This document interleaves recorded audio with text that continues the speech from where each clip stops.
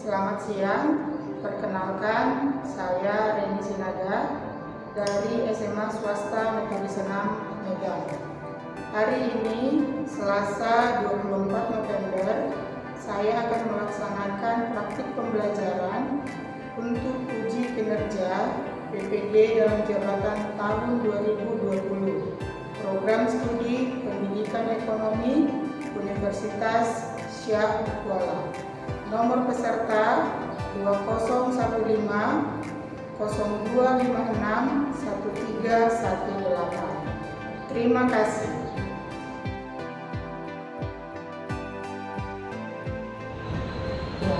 Selamat siang anak kami semua. Siang Bu. Siang Bu. Gimana kabar kalian hari ini? Sehat? Baik Bu. Kita bersyukur ya, semoga keadaan sehat ya. Oke, Ibu tes dulu ya. Sudah kedengaran jelas suara Ibu? Sudah? Pak, gambar sudah jelas terlihat? Jelas Bu. Ya, nanti Ibu kan ada memperbagikan PowerPoint. Ya, biar nampak ya. Oke, mantap katanya dari Christopher. Bagus ya. Nah, sebelum mulai pelajaran kita berdoa terlebih dahulu. Siapa yang mau pimpin doa anak? Ayo. Ya, silakan Tere. Teman-teman, sebelum kita mulai kegiatan belajar dan mengajar kita, angka baiknya kita mulai dengan doa dulu. Doa memulai.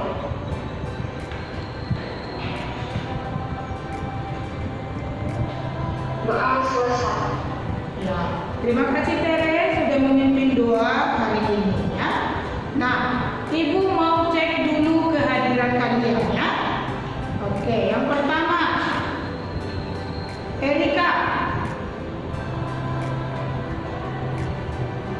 Erika hadir? Bu. Hadir Bu. Ya, bagus ya. Kemudian Grace. Hadir Bu. Iya. Yang berikutnya Feby. Hadir Bu. Iya. Yang terakhir Teresia. Bu. Hadir Bu. Ya. Semua hadir ya. Ibu senang sekali ya kalau kalian senantiasa bersemangat untuk belajar ya. Nah, sebelum kita memulai pelajaran hari ini, Ibu mau kalian melihat video motivasi yang akan Ibu putarkan ini ya. Jadi satu motivasi bisa membangkitkan semangat kita dalam pembelajaran ini. Ibu putarkan.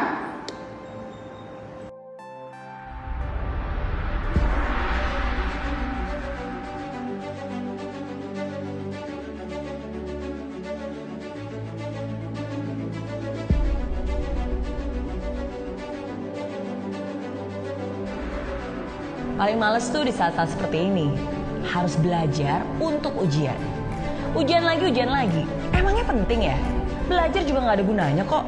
Matematika, fisika, sejarah, udah susah-susah belajar, toh nantinya nggak kepake juga. Untuk apa capek-capek ngafalin? Sekarang semua sudah digantikan mesin. Dulu saya juga pernah loh berpikir seperti itu. Tapi itu adalah pemikiran yang salah. Belajar bukan untuk ujian, tapi ujian untuk belajar. Hidup sedang menguji kamu. Niat nggak? Serius nggak?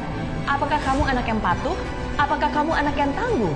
Apakah kamu anak yang mudah menyerah, yang dengan gampangnya selalu bilang, gak bisa? Kalau kamu saja susah menyelesaikan tanggung jawab sebagai pelajar, bagaimana kamu bisa sukses dengan tanggung jawab yang lebih besar? Coba deh ingat-ingat lagi. Dulu, kamu pernah janji untuk membuat orang tua bangga, janji untuk jadi anak yang berbakti. Ketika kamu mengatakan itu, apakah itu sungguh-sungguh? Kalau iya, inilah saatnya kamu buktikan perkataanmu. Yang orang tua kamu mau bukanlah hasil akhir sebenarnya, tapi bagaimana kamu bisa bertumbuh dalam prosesnya. Bukan harus dapat nilai sempurna, tapi bagaimana kamu bisa menjadi anak yang tidak mudah putus asa. Ujian itu mengetes ketekunan. Ujian itu mengetes kedisiplinan. Ujian itu mengetes kejujuran. Itulah yang sesungguhnya. Bukan hanya nilainya, tapi proses kamu menuju ke sana. Selesaikan apa yang menjadi tanggung jawabmu. Selama ini, kamu sudah susah payah belajar. Jangan sampai di saat akhir, semua jadi terlantar. Lebih baik menderita sedikit untuk persiapan ujian, daripada menderita selamanya karena penyesalan. Belum bisa, cari caranya. Nggak ngerti, belajar dengan yang ahli. Lupa lagi, berarti kamu harus terus revisi sampai hafal mati. Saya yakin kamu bisa. Saya yakin kamu mampu. Karena semuanya itu tergantung dari kemauanmu. Jadi, yuk kurangi mainnya dan ambil buku pelajarannya. Kurangi dulu update status dan bulatkan tekad untuk terus fokus. Kurangi dulu keluyuran dan pacaran dan selesaikan dengan ketekunan. Yang keren itu bukan anak muda yang banyak gaya, tapi anak muda yang punya karya. Yang keren itu bukan anak muda yang buat sensasi, tapi anak muda yang berprestasi. Siapkan hati, jiwa, dan raga. Dan jangan lupa juga untuk berdoa. Berikan yang terbaik dan buat orang tuamu tersenyum bahagia. Setelah kalian melihat tayangan video motivasi tadi, apa yang kamu rasakan? Siapa yang mau menyampaikan bagaimana perasaannya setelah melihat itu? Siapapun bisa, ya. Saya, Bu. Silakan Mega. Dari video tadi yang saya bisa ambil bahwa ujian itu bukan cuma soal nilai, tapi tentang karakter, yaitu kejujuran. Iya, betul sekali ya. Apalagi kalian sudah di kelas 12, ini akan banyak ujian yang kalian hadapi ya. Jadi ujian itu bukan untuk mengukur nilainya saja ya, tapi mengukur kedisiplinanmu, untuk melatihmu berlaku jujur. Banyak karakter-karakter yang dibina dari ujian-ujian yang kamu hadapi. Jadi tetap semangat ya. Semangat dalam pembelajaran ya. Jangan sekolah hanya untuk mencari nilai yang bagus, tidak ya? Oke. Semangat hari ini. Semangat, Bu. Semangat, Bu. Semangat, Bu. Bagus ya. Sampai di akhir pembelajaran nanti, Ibu berharap semua semangat mengikutinya ya. Supaya kita boleh melalui proses yang baik untuk membentuk karakter yang lebih baik. Nah, sekarang Ibu akan mengadakan pretest ya. Yang pertama, Ibu mau tahu kemampuan awal Ibu bagaimana, sehingga nanti sasaran dari pembelajaran kita hari ini bisa tercapai. Sekarang silakan buka Google Classroom-nya, kemudian langsung jawab ada 10 soal pretest yang Ibu buat ya. Oke, silakan mulai. Baik, semua sudah menyelesaikan pretest hari ini. Ibu lihat beberapa ada yang sudah mencapai KKM 75, ada yang belum. Bagi yang belum mencapai KKM tidak masalah ya. Itulah tujuan kita hari ini untuk belajar. Ya, jadi tetap semangat, persiapkan dirimu ya. Jangan mikirkan yang lain-lain dulu. Fokus dulu kepada pembelajaran hari ini. Ya. Ada yang masih ingat apa materi pelajaran kita minggu yang lalu? Ya, silakan Mega. Materi sebelumnya, Bu, tentang kertas kerja dan laporan keuangan. Iya, bagus, masih ingat ya. Kertas kerja itu dibuat untuk apa? Saya, Bu. Ya, silakan Tere. Nah, itu untuk menyusun laporan keuangan. Iya, bagus ya. Kertas kerja kita buat sebagai alat bantu menyusun laporan keuangan. Nah, laporan keuangan itu terdiri dari apa saja? Siapa yang ingat? Laporan keuangan itu terdiri dari apa saja? Siapa ini? Ayo Mega, silakan. Laporan keuangan terdiri dari laporan akademi, laporan keuangan ekuitas, dan transaksi. Nah, bagus ya. Nah, laporan keuangan itu kalau menurut standar akuntansi keuangan ada laporan laba rugi, ada laporan perubahan ekuitas, neraca, arus kas,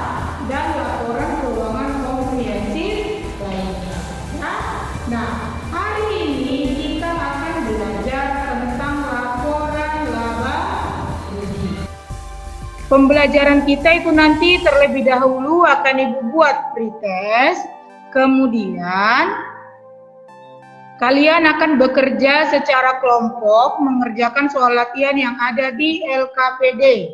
Baru nanti sama-sama setiap kelompok mempresentasikan hasil diskusinya. Itu untuk langkah-langkah pembelajaran kita hari ini ya.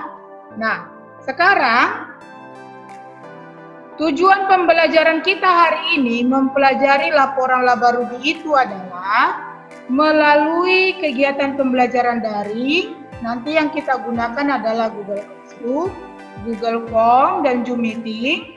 Ya, setelah mempelajari materi laporan laba rugi, peserta didik ya atau kalian mampu menjelaskan pengertian laporan laba rugi dengan benar setelah membaca buku teks ekonomi. Yang kedua, menjelaskan fungsi laporan laba rugi dengan benar setelah membaca buku teks ekonomi.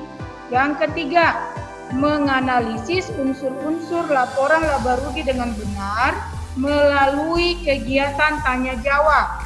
Yang keempat, menganalisis bentuk-bentuk laporan laba rugi melalui kegiatan tanya jawab.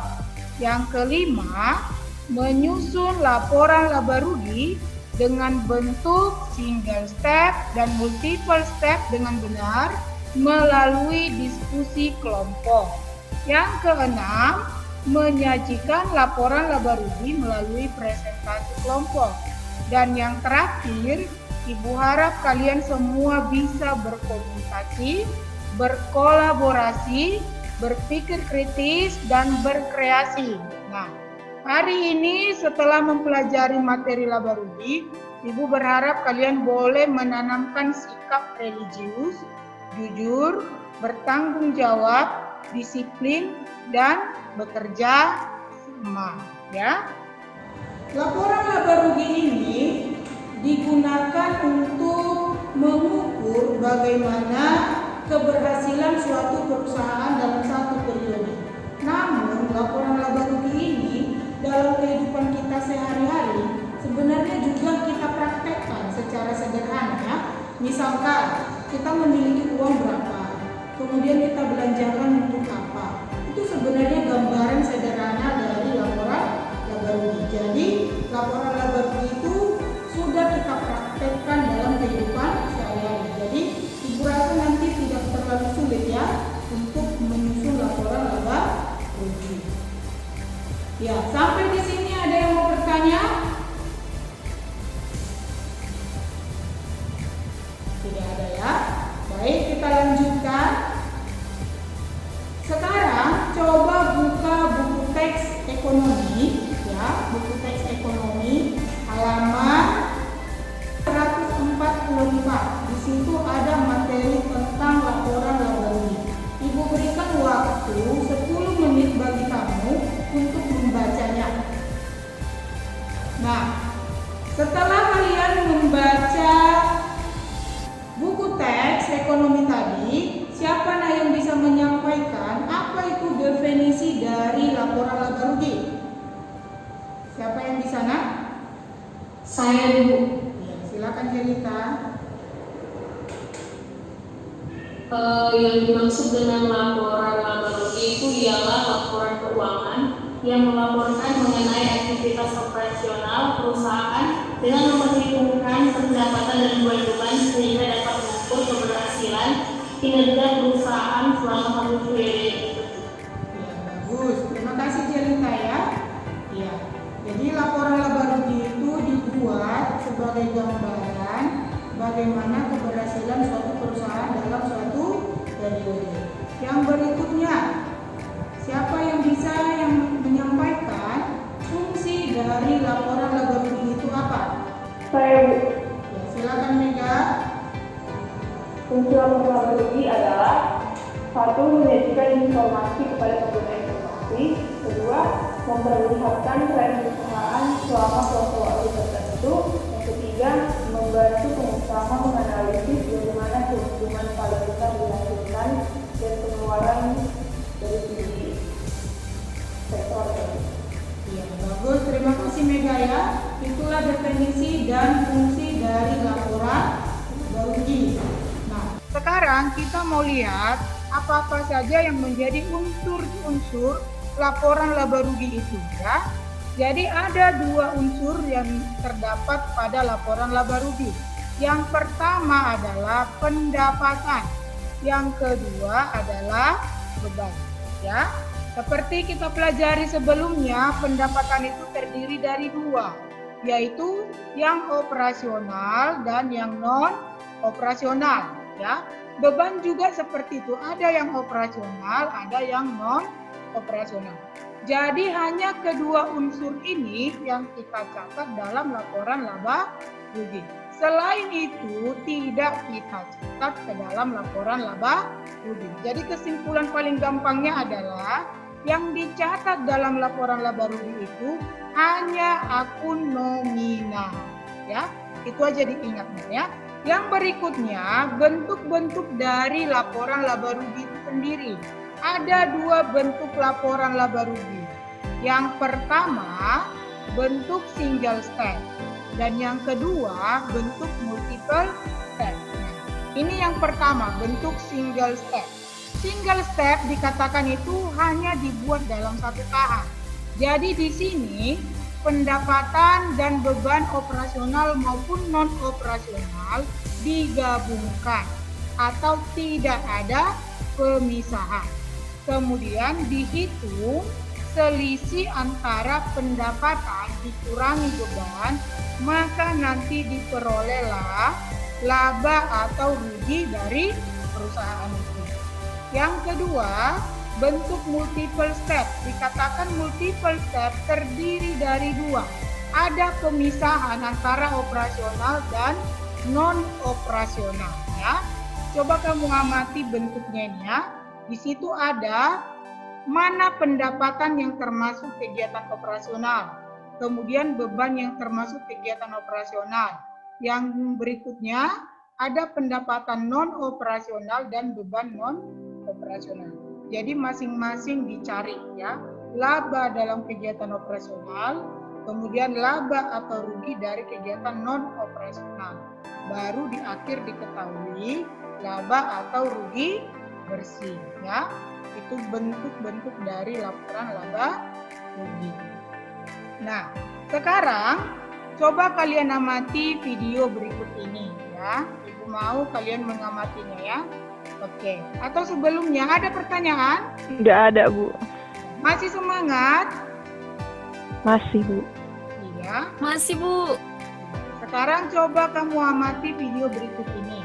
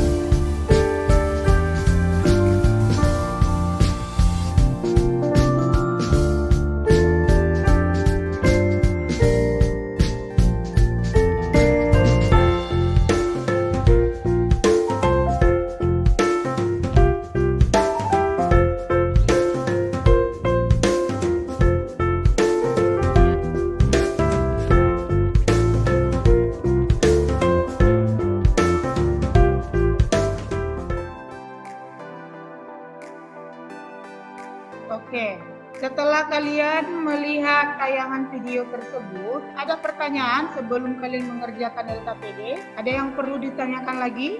Nggak ada, Bu. Nggak ada. Nah, sekarang kalian masuk ke Google Classroom, buka bagian LKPD, di sana sudah ada Ibu unggah, kemudian kalian kerjakan secara berkelompok ya. Kelompoknya seperti minggu lalu, jadi ada 5 kelompok ya.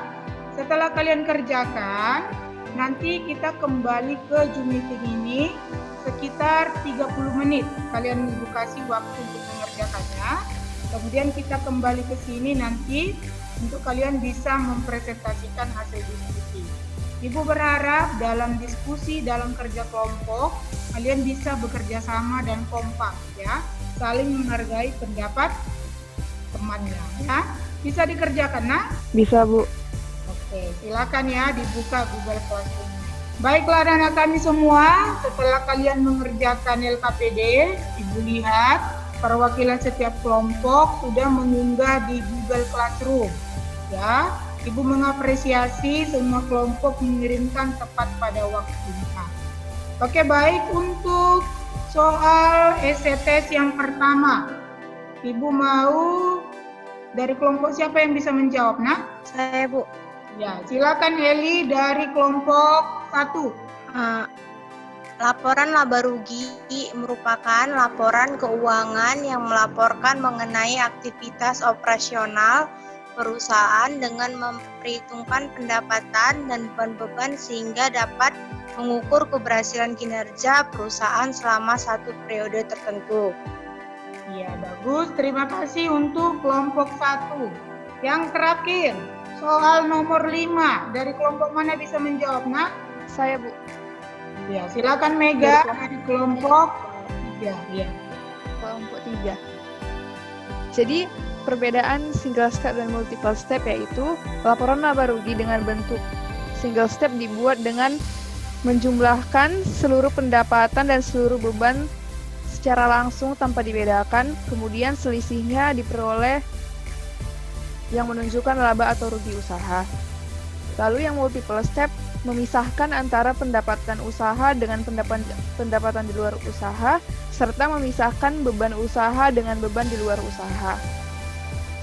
Ya, bagus ya. Terima kasih untuk kelompok 3. Jadi bentuk single step itu digabungkan ya, tidak ada pemisahan. Multiple step dipisahkan antara operasional dan non operasional.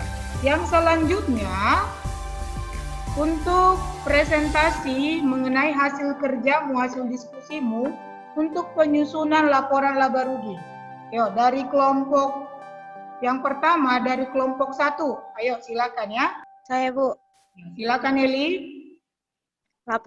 Laporan laba rugi dari Salon Javira itu total pendapatan usahanya 7.505.000. Total beban usaha 3.858.500. Laba bersih sebelum pajak 3.646.500. Laba bersih setelah pajak 3.021.500.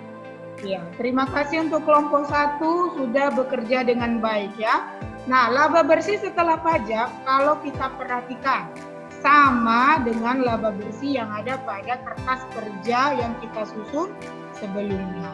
Ya baik, terima kasih. Yang berikutnya dari kelompok 3. Yang berikutnya dari kelompok 3 mempresentasikan hasil diskusi menyusun laporan laba rugi dalam bentuk multiple step. Saya, Bu, dari kelompok 2. Ya, silakan kelompok 2. Nah, jadi ini laporan laba rugi bentuk multiple step yang telah kami kerjakan bersama kelompok kami. Kita bisa melihat bahwa di sana ada perbedaan dengan bentuk single step yang pertama. Perbedaannya adalah pendapatan dan bebannya dipisahkan antara pendapatan di luar usaha, pendapatan usaha dan beban di luar usaha dan beban usaha. Kita bisa melihat bahwa total pendapatan usaha sebesar Rp7.405.000. Lalu total beban usaha adalah 3.788.500. Lalu yang lain yaitu pendapatan non operasional bisa kita lihat sebesar 100.000 yaitu pendapatan bunga. Lalu beban non operasional yaitu beban bunga sebesar 70.000.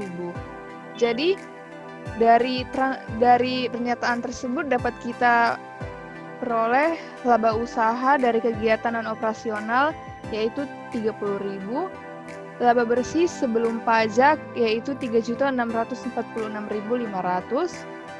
Kemudian laba bersih setelah pajak yaitu 3.021.500 yang dipotong dengan pajak penghasilan, sama seperti bentuk single step tadi. Yang berbeda cuman dibedakan antara pendapatan di luar usaha dan bebannya antara beban usaha dan beban di luar usaha. Ya, bagus sekali ya. Terima kasih. Ibu cukup senang dan sangat mengapresiasi hasil kerja kalian hari ini. Sangat bagus ya. Di dalam kerja kelompok apakah ada permasalahan? Ada masalah dalam kerja kelompok? Nggak ada, Bu. Nggak ada ya. Semua aktif kawan-kawannya di dalam satu kelompok? Aktif, Bu. Aktif ya. Kalau ada yang tidak aktif disampaikan kepada Ibu ya, supaya Ibu berikan lagi motivasi yang lebih bagus lagi. Ya. Nah, kita sudah menyelesaikan akhir dari pembelajaran kita hari ini dari yang sudah kita pelajari. Siapa nak yang bisa menyampaikan kesimpulan dari materi yang kita pelajari hari ini? Saya, Bu. Ya, silakan Mega. Jadi kesimpulan dari pembelajaran hari ini mengenai laporan laba rugi adalah laporan laba rugi dibuat untuk mengukur keberhasilan suatu perusahaan. Laporan laba rugi bisa dibuat dalam bentuk single step dan multiple step. Ya, bagus ya. Terima kasih. Jadi laporan laba rugi ini sangat diperlukan dalam suatu perusahaan ya. Karena laporan ini bisa memberikan informasi bagaimana kondisi perusahaan pada saat itu ya. Apakah perusahaan memperoleh laba, kemudian labanya itu lebih besar diperoleh dari unit mana, ya? Atau apakah perusahaan menderita rugi, kerugiannya itu diakibatkan oleh apa? Jadi laporan laba rugi ini menjadi satu instrumen bagi pihak manajemen untuk mengambil keputusan apakah melanjutkan usaha atau memberhentikan atau mencari cara, ya. Jadi sangat perlu. Jadi kamu juga dalam kehidupan sehari-hari, kamu harus bisa menganalisis ya, pengeluaranku yang tidak perlu itu apa? Uang yang kumiliki kugunakan untuk hal yang tidak berguna atau untuk yang berguna ya. Itulah gambaran sederhana dari praktek menyusun laporan laba rugi ya. Nah, setelah mempelajari materi hari ini, aku mau tahu dulu gimana perasaan kalian mengikuti materi pelajaran hari ini kan? Susah? Tidak, Bu. Nah ya, sampai di akhir masih semangat? Masih, Bu. Atau siapa yang bisa memberikan saran kepada Ibu? Apa perbaikan-perbaikan yang perlu Ibu lakukan untuk pembelajaran berikutnya ya? Supaya kita bisa melaksanakan pembelajaran yang lebih baik. Ya, kasih aja sarannya. Saya, Bu. Ya, silakan Mega. Saran dari saya, Bu. Materinya jangan terlalu banyak, Bu. Yang lebih banyak ini tuh contohnya, supaya kami lebih paham gitu, Bu. Oke, bagus ya. Berarti lebih ke contoh-contohnya ya, kepada praktek-prakteknya ya. Oke, berikutnya nanti di modul berikutnya akan Ibu buat contoh-contoh yang lebih bervariasi ya, supaya kalian lebih mudah untuk memahami. Nah, untuk berikutnya, tugasnya di rumah silakan dikerjakan soal latihan yang ada pada buku teks ekonomi bagian laporan laba rugi. Ada soal nomor 5 sampai nomor 10 Ibu lihat ya, soal pilihan berganda. Ini Ibu berikan waktu hari Sabtu sudah diupload di Google Classroom. Kemudian minggu depan kita akan belajar tentang laporan perubahan ekuitas dan neraca. Jadi Bu harap boleh mempersiapkan diri dengan baik ya. Sehari sebelum nanti pelajaran dimulai Ibu akan upload materinya di Google Classroom. Jadi boleh dibaca-baca terlebih dahulu supaya nanti ketika dilakukan pretest nilai mutu bisa bagus ya.